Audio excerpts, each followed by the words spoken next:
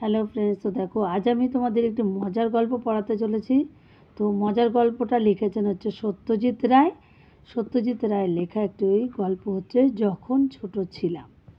তো চলে এসি মূল পর্বে। তো কি আছে দেখো। উত্তর কলকাতা থেকে দক্ষিণে চলে আসার ফলে বাপের দিকে আত্মীয় স্বজনের সঙ্গে যোগ কমে গেলেও ধন দাদু আর ছোটো কাকা প্রায়ই আসতেন আমাদের বাড়ি।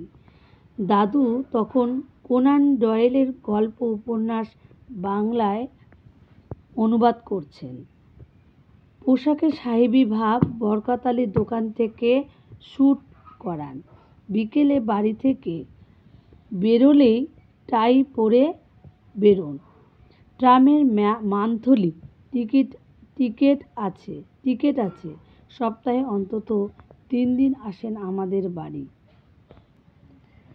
ভবানীপুরে থাকতে দাদুর মুখে শুনেছিলাম পুরো মহাভারতের গল্প।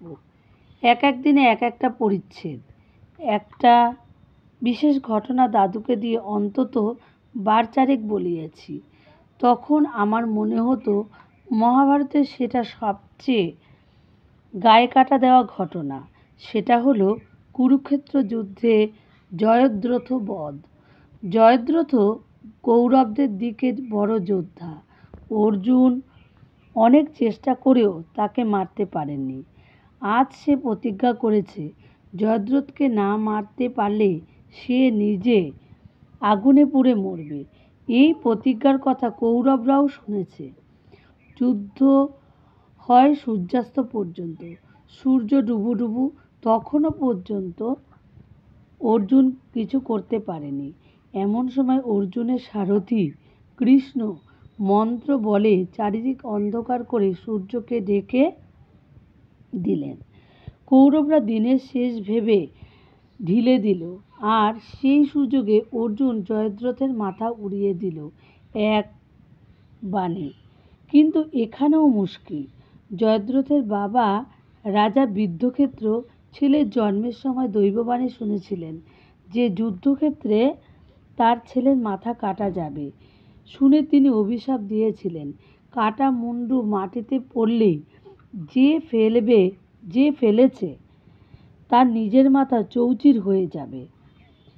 এটা জানা ছিল বলে কৃষ্ণ অর্জুনকে সাবধান করে দিয়েছিলেন, দেখো জয়দ্রথের কাটা মাথা যেন মাটিতে না পড়েছ, তাহলে তোমার মাথাও ফেটে যাবে। অর্জুন তাই এক বাণে জয়দ্রথের মাথা কেটে সেটা মাটিতে পড়ার আগে পরপর আরও 6টা বাণ মেরে সেটা শূন্যে উড়িয়ে বহুদূর নিয়ে গিয়ে ফেলে দিল জয়দ্রথের তপস্যারত বুড়ো বাপ বিদ্ধক্ষেত্রের কোলে। বিদ্ধক্ষেত্র নিজের ছেলের মাথা কোলে দেখে চমকে উঠে দাঁড়ানো মাত্র কাটা মাথা মাটিতে গড়িয়ে পড়ার সঙ্গে সঙ্গে তার নিজের মাথা ফেটে চৌচির হয়ে গেল। দাদুর কাছে যেমন মহাভারতের গল্প শুনতাম, তেমনি ছোট কাকার কাছে শুনতাম ভূতের গল্প। এই ছোট কাকার বিষয়ে অল্প কথায় বলা মুশকিল, কারণ ঠিক ছোট কাকার মতো আরেকটি মানুষ আর আছে কিনা সন্দেহ। ছোট কাকা মাস্টারি করতেন সিটি স্কুলে। খাটো ধুতি, ঢোলা হাতা পাঞ্জাবি, কাঁধে চাদর, হাতে ছাতা আর পায়ে ব্রাউন ক্যানভাসের জুতো দেখলে পেশাটা আন্দাজ করা যেত। ছোট কাকা বিয়ে করেননি। একা মানুষ বলেই বোধহয় ছোট কাকার কাজ ছিল হেঁটে বা বাসে পালা করে চতুর্দিকের আত্মীয় স্বজনের বাড়ি গিয়ে তাদের খবর নেওয়া।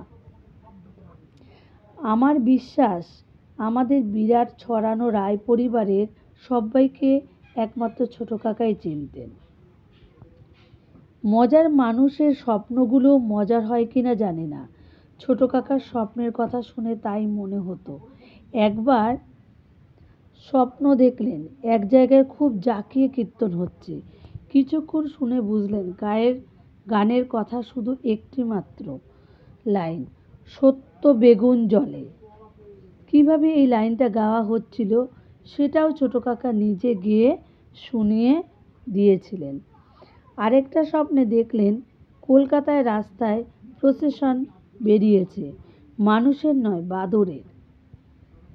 তাদের হাতে ঝান্ডা, আর তারা স্লোগান দিতে দিতে চলেছে, তেজ চাই, তেজ চাই, আফিংয়ে আফিংয়ে আরও তেজ চাই। তো আমি আমার ছাত্রদের পড়াতে পড়াতেই তোমাদের ভিডিওটা করে দিলাম। আর তোমাদের কার কেমন লাগলো অবশ্যই কমেন্ট করে জানিও। তো এখানে একটা প্রশ্ন আছে, সেটা হচ্ছে তোমরা কে কে ছোটোবেলায় এরকম মহাভারতের গল্প শুনেছ? আমাকে কমেন্ট বক্সে গিয়ে অবশ্যই লিখে জানিও। তো টাটা।